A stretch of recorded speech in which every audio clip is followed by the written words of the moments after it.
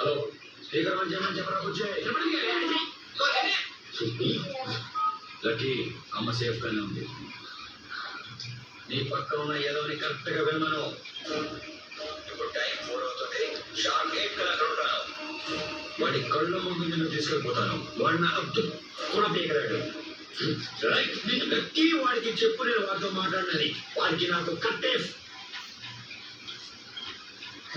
మళ్ళీ చెప్తున్నా, sharp 8 o'clock వాడిని టచ్ కూడా చేయలేడు. వాడికి నాకు కట్టేఫ్. డాడీ వాళ్ళంత కాన్ఫిడెంట్ గా అమ్మాయిని తీసుకెళ్తే అంటున్నాడంటే డెఫినెట్ గా ఏదో ప్లాన్ తోటి వస్తుంటాను. సిటీలో మన వాళ్ళు ఎంతమంది ఉంటే అంతమందిని రమ్మనండి.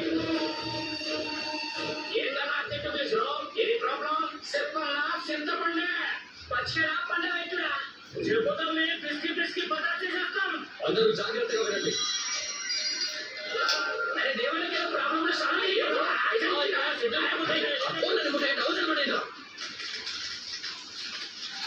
ఓ కళ్ళు లేని వాడి ఈ అమ్మాయి తీసుకెళ్తానని సవాల్ చేశాడు.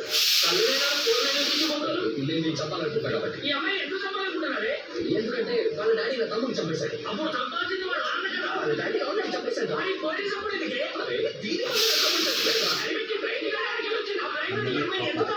అన్నమ్మ అరే మీరు